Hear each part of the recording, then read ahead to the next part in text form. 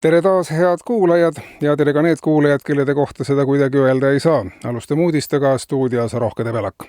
Valitsus annab teada, et Enefit Green tuuakse börsile ning see toimub kohe, kui on lõppenud Enefit Greeni börsilt lahkumisega seotud toimingud, mis võivad aega võtta veel mõned nädalad. Kui ettevõte on taas riigistatud, alustatakse koheselt selle erastamisega ning Tallinna börs saab uue rahvaettevõtte võrra rikkamaks. 2 kuu pärast riigistatakse ettevõtte aga uuesti ja aktsionärid saavad kogu protsessist kindlasti maksimaalset kasu, teatab Rahandusministeerium ja teates lisatakse, et rohkem kannapöördeid energiapoliitikas riik sel nädalal ei tee, kui ei selgu täiendavaid asjaolusid. Seniks, kuni Enefit Green on börsilt ära, viib Rahandusministeerium börsile Draamateatri etenduse Rahamaa piletid, mis on kindlasti märkimisväärseks alternatiiviks pisut pettunud aktsionäridele, märgib ministeerium teate lõpetuseks. Kui Ukraina ei sõlmi Ameerika Ühendriikidega maavaralepet, sõlmib selle leppe Eesti, andis täna varahommikul teada Välisministeeriumi eriteade.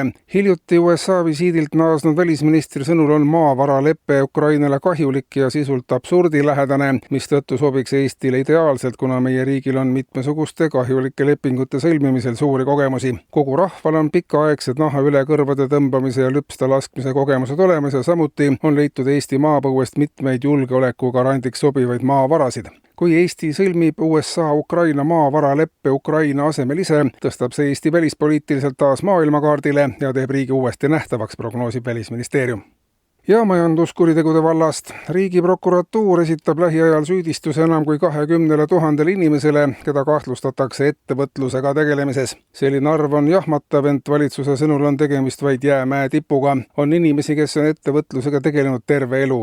Riik suudab sageli ühele või teisele ettevõtmisele reguleerimise teel piiri panna, aga see inimest ei kohuta ja kohe luuakse uus ettevõte ja tegeletakse ettevõtlusega edasi. Paljudel ettevõtjatel on sihiks ka kasumi teenimine ning see pole veel kõik. Teenitud kasum on sageli ettevõtjatel plaanis ka välja võtta. Kui seda ei tehta ja kasum investeeritakse, siis on lõppkokkuvõttes ikkagi ettevõtjal plaanis veel rohkem kasumit teenida. Ettevõtlusega tegelejate hulk küll väheneb, ent vaid tasapisi ning riigi käed jäävad siin siiski lühikeseks. Riigi ettevõtted küll püüavad kahjumit teenida ja nii eeskuju näidata, kuid paadunud ettevõtjaid see ei huvita. Ja liiklusest. Eile kell 13 astus Tallinnas Liivalaia tänaval ettevaatamatult kohtu ette 23-aastane Ahto Käss, kes oli just käinud Vargil lähedal asuvas kaupluses.